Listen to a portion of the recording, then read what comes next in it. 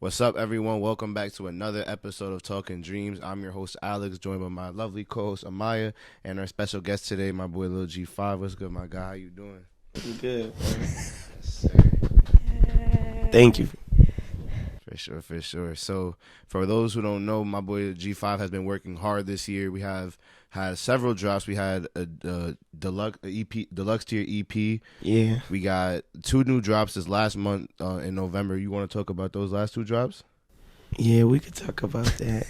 So we're wanting to know what was the meaning or what's the message behind the title of Back in That Mode. All right, so how that came about was my tape Look What Pain Did, I dropped in 2022, July. And then I really didn't drop any music in between then. So the next year came around, 2023. And in April, I dropped the deluxe. And then everything after that was really like little singles here and there. So I really took a break from music. Like I was traveling and like just living life, because I feel like you lose inspiration when you take away from the things you've been doing. So I was just traveling, living life, and then around like end of July, August, like I be in Atlanta a lot. So that's where my studio is and where I'm based out of. So once I got there, I was like really back in that mode. So that's when I was with my producers. We was in the studio. I probably was in there like 48 hours. And then like I could be in there that much because like we got showers in there. Like it's like basically a house in the studio. So it's like, I just stay there. They cook me breakfast and stuff like that. And I just be in there locked in. So I was back in that mode. That's how I got the name. Facts. And then you mentioning being with your producers and your team, that also leads into the title of the next tape, Meet the Dragoneers. Yeah, Meet the Dragoneers. Where do you want to talk about the Dragoneers and what's the team looking like? All right, so the team is my cousin GG Crash Seth. That's basically like my manager, but he does a little bit production too for me here and there.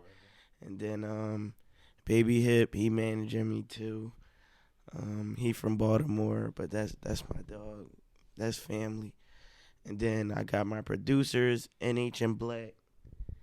They from Philly alongside me. And then they out there, they all at Morehouse and NH and Black right now, and they working like for QC, quality control. So, so we just be locking in. And then there's other people that's on the team too, like my cousin Blizz, my man James, Yolito. Yolito special. That's my guy. Shout out Yola. Shout out Yola. Crash. I met them in the another rapper we got in the group, D Slime. So we just be out there like working. That's Atlanta's our playground right now. Facts. And then to talk a little more about that break you took with music and traveling and just experiencing life, what were some of like the lessons or what you took back from that time in your life of just experiencing?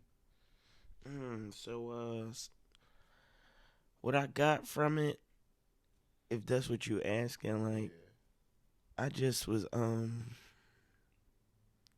seeing things for what it is. Like I was taking it just to like really like get myself away from always being in music. I'm always in the studio and I'm always pushing myself to make new songs, but sometimes it's like you gotta just like be comfortable with being uncomfortable. And with that, like sometimes I don't want to be away from the studio, but like I just force myself just for like mental health purposes and stuff like that. You don't want to drive yourself nuts chasing after a hit.